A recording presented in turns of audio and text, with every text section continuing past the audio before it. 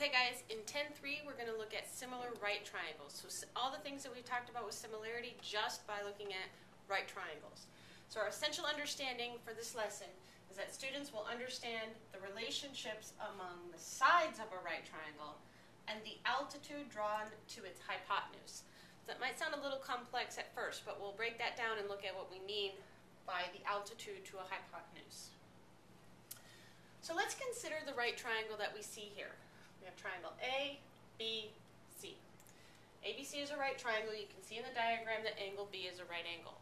Now, the altitude extends from the vertex perpendicular to the opposite side. So I'm really just going to be looking at one particular altitude. There's actually three that we could draw, but we're going to just look at one. Remember, any side could have an altitude to it because you could look at the opposite vertex and draw a line perpendicular to the opposite side. However, we're just going to be starting where we see the right angle. So if I look at that right angle and I draw in a segment that is perpendicular to the opposite side, this little piece right here is an altitude. Now, when we're looking at similar right triangles, like I said, we're only going to be looking at one altitude, the altitude to the hypotenuse. So we want to make sure that the altitude we're drawing extends and is perpendicular to the hypotenuse of the original right triangle. So that's the altitude to the hypotenuse. Once we draw that in, we actually are creating two more triangles. You can kind of see it here, this triangle and this triangle. Those two triangles are similar to each other, and they're similar to the original triangle. And here's where I want to do a little demonstration. We can see triangle ABD. I'm going to pull it down for just a minute, and then we can see triangle BBC. And I'll pull that down for a minute as well. And I want to just do a little demonstration to prove to you that the triangles are similar. Remember, one of the reasons that we can say that triangles are similar is if we know two of the angles are congruent. Well, for one thing, if I look at this little angle, I know this angle right down here is a right angle. Remember, we drew it perpendicular to the opposite side, so it has to be a right angle. That means that this side, or that angle right here, must be congruent to angle B. It's a little rotated here, but if it's a right angle, it has to be congruent to angle B, which it is, right? Now let's go back to its original orientation. What about this angle down here? Well, that's exactly the same as angle A. Not only that, but the other angle over here is going to be exactly congruent to angle C. So we can show that all three angles of this small triangle are exactly congruent to all three angles of the big triangle. Therefore, the two triangles are similar. The same thing happens with this triangle that we see here. Of course, we've got the 90-degree that's going to match up. There it is. Then we've got angle C, which is going to match up right there. And of course, if those two angles are congruent, the third one will be congruent as well. Angle A is going to be congruent to that angle down there.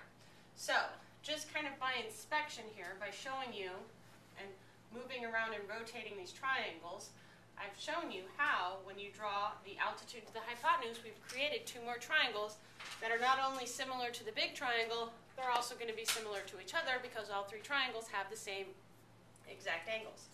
So that lets me write a similarity statement. Now when you're writing the similarity statement, remember the corresponding parts have to be in the right order. So one thing that's really helpful is look for the angles that overlap each other.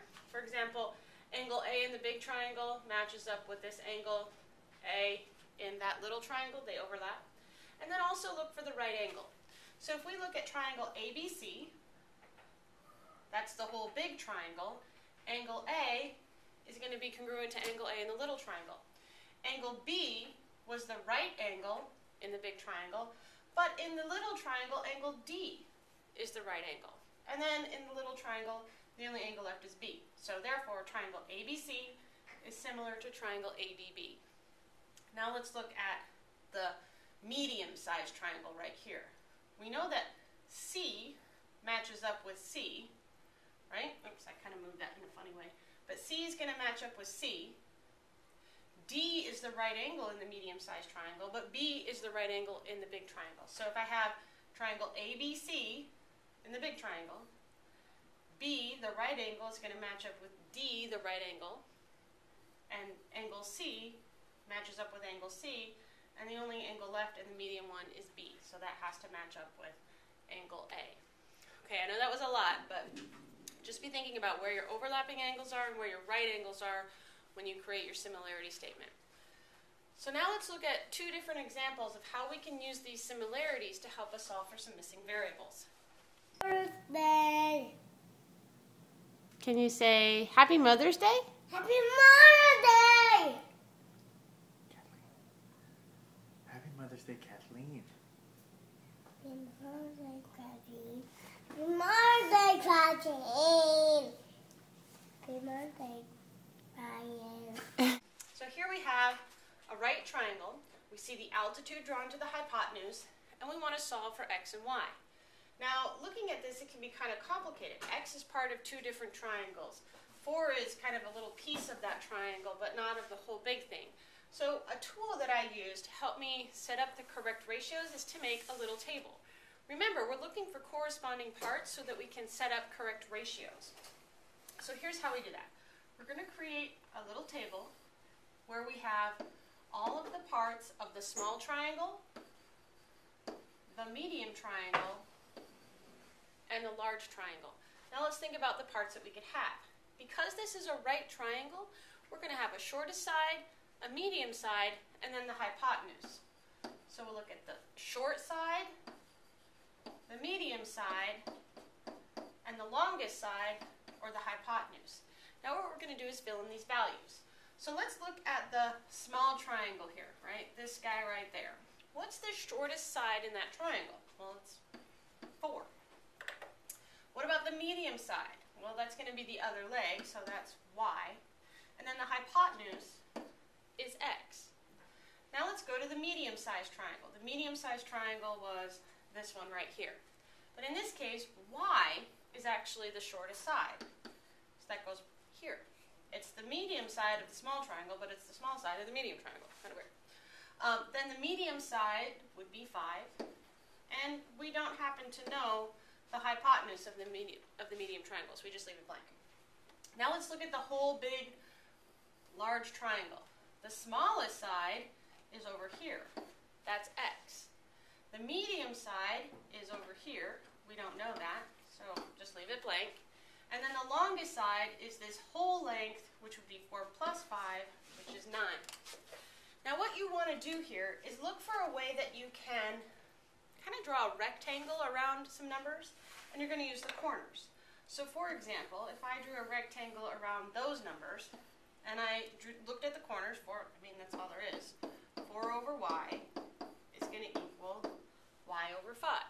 Now the reason this works is because we're comparing the short side of the small triangle to the short side of the medium triangle. The medium side of the small to the medium side of the middle. We're looking at corresponding parts. The rectangle just helps me identify what those corresponding parts are going to be. Now if I want to solve this, I'll use my cross product property. Y times y is y squared, and 4 times 5 is 20. To solve this, take the square root of both sides. So y is equal to the square root of 20, which is equal to 2 root 5. Now if I want to solve for x, we're going to need to set up a different ratio. So look for the two places where we see an x, right? Here and here. Well, we need to continue those lines so that we can construct a rectangle, and then again, look at the corners. So 4 over x is going to be equal to x over 9. Again, that's the small side of the small triangle compared to the small side of the large triangle. The hypotenuse of the small triangle compared to the hypotenuse of the large triangle. So it's the same corresponding parts in their ratios. Now again, we're going to just cross multiply. X times x is x squared. 4 times 9 is 36. This one's easier. If I take the square root of both sides, I get 6. Okay, so we know that this side is 6 and this side is 2 root 5. All right, one more example. Here we want to solve for x, y, and I should also say and z, because we've got a third variable in there. We only have 2 known values, the 9 and the 7. So again, let's set up our little table is really, really helpful. Small triangle, medium triangle, large triangle, short side, middle side, hypotenuse.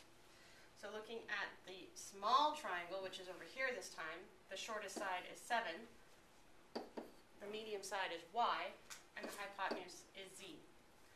Looking at the medium triangle, which is over here, my shortest side is y, my medium side is 9, and my hypotenuse is x. And then in the whole big triangle, like this, z is the shortest side, x is the medium side, and 9 plus 7 is 16 is the longest side. So we actually have to set up 3 different ratios to help solve this problem. Let's go ahead and solve for x first. To solve for x, I'm going to look right here. The medium side of the middle triangle to the medium side of the large, the hypotenuse of the medium triangle to the hypotenuse of the large. So I'm going to have 9 over x is equal to x over 16. So x squared is going to equal 9 times 16. And I'm not even going to multiply 9 times 16 together because I know I'm going to end up taking the square root. So x is going to equal the square root of 9 times 16, which is going to be the square root of 9, which is 3, times the square root of 16, which is 4, and 3 times 4 is 12. Now, if you want to, you could go in here. Oops, you're not going to let me erase. There we go. Erase, erase, and you could replace this with that value of 12. That was z. That might be helpful when you're going back and solving in some of your other variables if you want to. I don't think it's any easier or any harder than just using the setup that you have, but you could do it if you wanted to.